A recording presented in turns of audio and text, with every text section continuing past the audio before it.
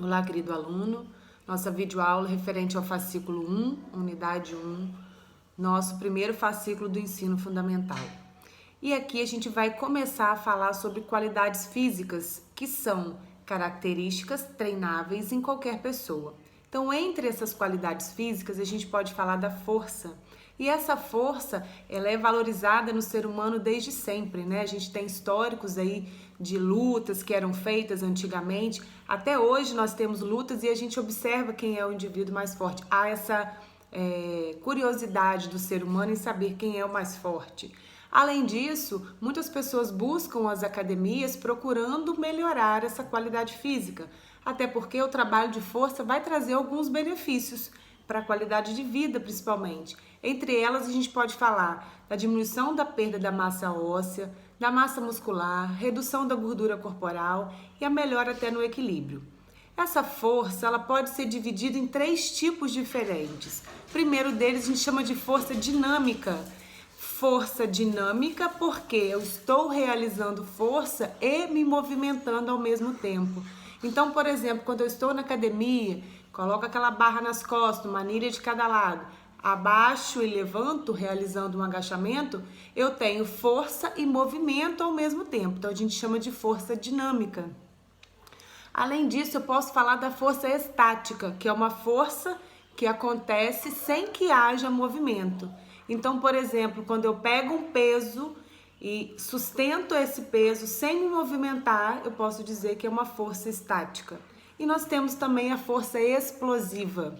E nessa força explosiva, nós temos muita força num curto período de tempo. Eu posso exemplificar aí, por exemplo, um bicudo na bola, uma cortada de vôlei, um salto é um exemplo de uma força explosiva. Bom, outra qualidade física que a gente pode citar seria a resistência. Então, nós temos 2 tipos de resistência, a aeróbica e a anaeróbica. Então, a gente primeiro precisa entender qual é a diferença entre os dois. Quando eu falo de aeróbico, essa palavra vem de ar. Isso quer dizer que eu preciso de captar oxigênio enquanto eu realizo a atividade. Esse oxigênio vai ser o combustível utilizado pelo meu corpo. Um exemplo de atividades aeróbicas são as caminhadas, são as corridas, a própria natação. Normalmente, atividades aeróbicas, elas são repetitivas, são cíclicas. Por exemplo, quando eu estou caminhando, o movimento é sempre o mesmo, um pé na frente do outro, o outro na frente do outro. Quando eu estou pedalando, pedalo uma perna, depois a outra. E isso vai se repetindo. Além disso, ela tem por característica ter uma longa duração e uma baixa intensidade. Então, quando o indivíduo ele quer ser resistente anaerobicamente falando, ele vai precisar fazer essa atividade por longos períodos e com uma intensidade que não é tão alta. A gente percebe isso quando começa a caminhar, por exemplo. No primeiro dia, com 10 minutos, a gente já está cansado. Depois de uma semana, a gente vê que já consegue fazer 20 minutos, 25. O nosso corpo vai se adaptando e vai se tornando mais resistente.